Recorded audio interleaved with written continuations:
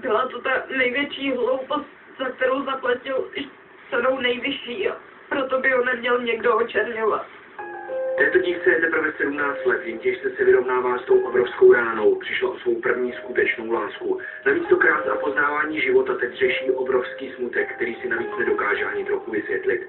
My známe její totožnost, nebudeme ji ale s ohledem na tragickou ztrátu zveřejňovat. Každopádně byla přítelkyní Martina. My jsme se poznali v prváku na střední a od té doby jakoby zakoukali jsme se do sebe hned na první pohled. Když se dozvěděla o tragické smrti Martina, zhroutil se jí svět. Pro svého milovaného pak vytvořila vzpomínkové video. Takže ti ještě není 17, bude ti až za 17. Bude ti až za nějaký 20. Bez bycha možná. Smutek a zvětšit vzpomínky a zážitky, co spolu měli. Jak sama přiznává, už od pátku téměř nespala a neustále jen pláče. Při rozhovoru s námi se celá silně třásla. Já jsem ho znala jakožto nejhodnějšího kluka, kterého jsem kdy potkala.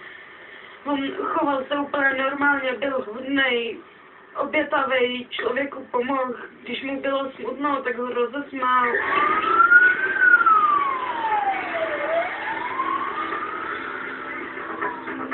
Tragický příběh se začal psát v pátek odpoledne. Teprve 17-letý Martin se řídil s autem, které předtím údajně vzal otci po dálnici D1. Všimli si ho ale policisté. Vůz byl totiž hlášený jako kradený a tak ho pronásledovali. Začala šílená honička, která trvala mnoho kilometrů. Policisté pak na dálnici vytvořili zátaras. Martin s autem ale ve velké rychlosti narazil do pomalu jedoucích vozidel. Vůz pak začal hořet a on se z plamenů už nedokázal dostat. Při jízdě naboural celkem 8 aut a těžce zranil dalšího člověka. To je opravdu jak šílené. Každému je to záhadou, nikdo se to už nedozví, protože on už to nikomu neřekne, ale sama to nechápu a na tohle ani nemám co říct.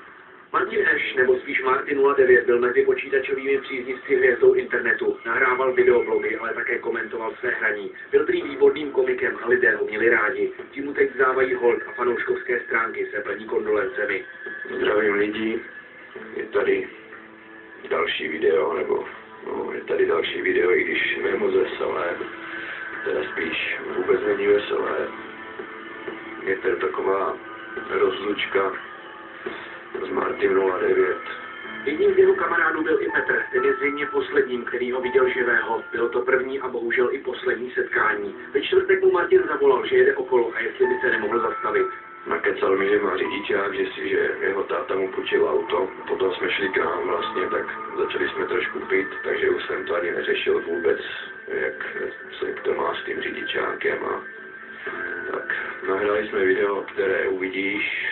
Chlapci pak spolu popíjeli a hráli počítačovou hru, kde jsou hlavní hrdinové součástí mafie a plní nejrůznější úkoly. Tohle je autentický záznam i s komentářem z poslední hry. Jo, pane Klobouku, nashledanou, já se s vámi loučím, jedeme, to nejde, jak to jezdí? Jak jsme se zbudili ráno, tak o 9 nebo půl 10 jsem ho vyprovodil a jel vlastně dál. Poslední slova, co jsem mu řekl, tak byla hláška z mafie. Hodně štěstí, kamaráde. Nastoupil do auta a odjel. Pozdě odpoledne, když se Petr zapnul internet, se dozvěděl, že Martin boural a zemřel, podobně jako ve hře, kterou spolu hráli. Teď vidíte.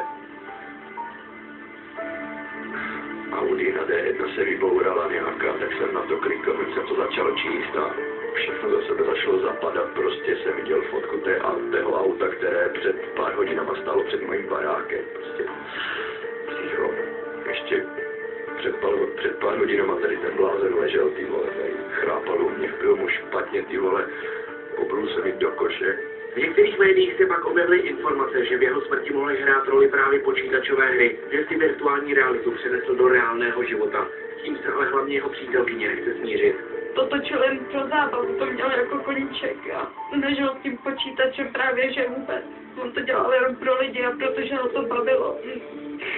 To, že měl život jako počítačovou hru, není pravda. Ondřej Kořízek, Primář TV.